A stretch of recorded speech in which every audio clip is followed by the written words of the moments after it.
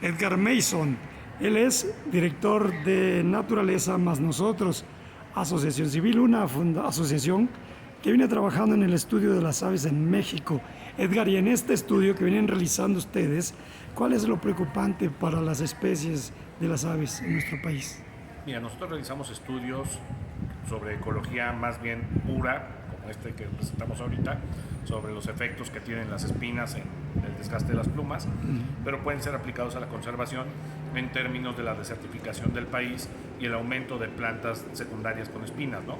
Que podrían estar causándole daño a las plumas de las aves. Pero también trabajamos en muchos otros estudios sobre conservación específicamente en aves como en zonas como Calakmul, en zonas como Cozumel, en zonas como Morelos, en los cuales las poblaciones de aves han decaído de manera muy importante por los cambios de uso de suelo, por la depredación, por fauna feral, por fauna doméstica y muchísimas cosas que estamos trabajando con muchos grupos.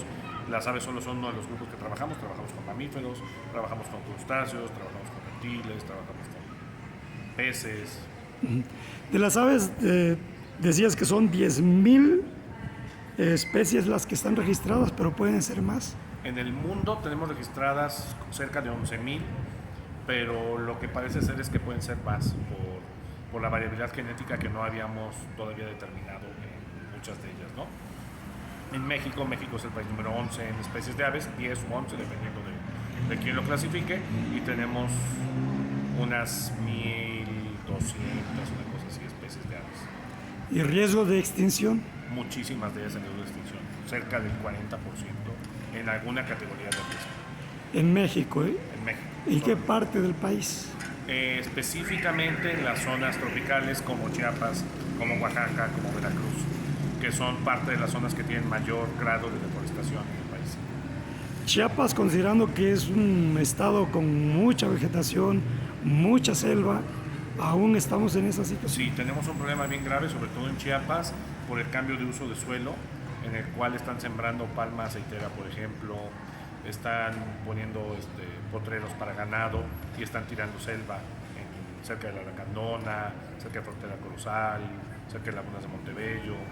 O sea, son lugares que ya están que han sido muy depredados en los últimos años y por lo tanto muchas especies de aves que solo viven ahí se están viendo afectadas de manera muy fuerte. Y esta migración de aves que vienen de Estados Unidos, de Canadá, ¿ha estado llegando continuamente o ha bajado esta?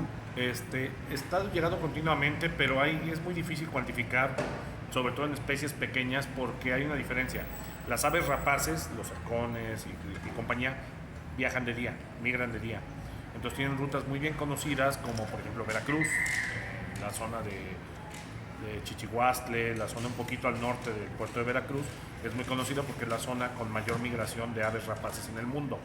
Entonces, en un año bueno, los observatorios registran unos 6 millones, 7 millones de aves volando por ahí. Pero las aves chiquitas, como tienen riesgo de ser depredadas por las grandes, migran en su mayoría de noche. Y entonces tienen un problema porque las ciudades emiten mucha luz, las atraen, modifican sus rutas migratorias, chocan contra vidrios, son depredadas por gatos, por ejemplo, y tienen un problema grave. Sus poblaciones han bajado mucho, en todo Norteamérica hasta un 70%. Y las autoridades correspondientes de atender el tema de medioambiental, Profepa, por ejemplo, están trabajando para nichos o santuarios de las aves en México, o todavía hace falta territorio nacional donde hay que poner estos santuarios. Mira, hace falta mucho territorio nacional donde hay que poner reservas y lugares específicos como corredores para la migración de aves o mamíferos. Eso es algo que no está muy bien trabajado por ningún gobierno en México ni en el mundo. Se ha demostrado muy bien con estudios científicos que muchas de las regiones o de las zonas que generan como reserva no están protegiendo mucho de la biodiversidad que deberían de proteger. Y que hay muchas zonas que no están protegidas y que tienen la biodiversidad que tendríamos que estar protegiendo. Entonces, no nada más es importante generar reservas nuevas, porque generar una reserva es un trámite, o sea, hacer un papeleo y generar reserva. El problema es que no tienen planes de manejo, el problema es que como no están siendo correctamente trabajadas y no hay presupuesto, entonces no se puede hacer nada en la reserva, es una reserva de papel. Oye, pero de entrada Existe, dijiste, pero no funciona. la desertificación es uno de los problemas para las aves, para las especies de las aves. Entonces, el programa Sembrando Vida no puede ser una alternativa, ¿no? ¿Todavía Mira, no? podría ser una alternativa, pero tendría que ser manejado de una forma que en lugar de estar destinado a generar solamente algunos pesos para las personas que lo reciben, esté destinado para generar conservación. Entonces, parte del problema que hemos visto, por ejemplo, en Morelos, que tenemos cámaras trampa en la selva, es que desde que pusieron Sembrando Vida, el ganado está en la madrugada en la selva. Ya la gente no lo recoge y se lo lleva a sus potreros, porque sus potreros están dentro del programa Sembrando Vida. Y entonces el gobierno los regaña y no les deja meter a sus vacas a sus potreros. Por lo tanto, la vaca está comiendo y depredando la selva toda la noche. Y tiene más riesgo de morirse, de caerse, de enfermarse. Y, te repito, tiene que comer algo. Por lo tanto, está comiendo todos los brotes y no se regenera la selva. Entonces, son parte de los problemas. O sea, el problema clásico de, digo, tú debes de haberlo visto aquí en Chiapas, se da en todo México, en el cual hay una selva, hay un pedazo de selva que alguien quiere aprovechar para algo y lo que hacen es, sin querer, se quema. Hay un incendio misterioso, nadie sabe, nadie lo provocó y después ya es aprovechado para otra cosa, ¿no? Entonces, o sea, los servicios que dan las selvas maduras, los árboles grandes que ves, no es lo mismo que los servicios que pueden dar árboles chiquitos que están recién plantados.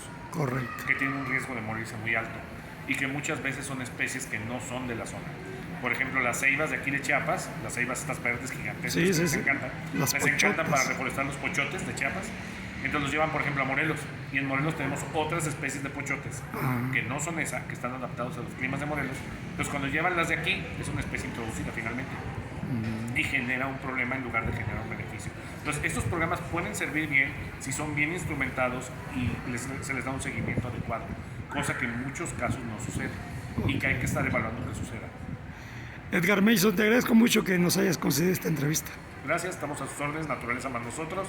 Síganos en Instagram, en Facebook y estamos aquí en Chiapas. Muchas gracias.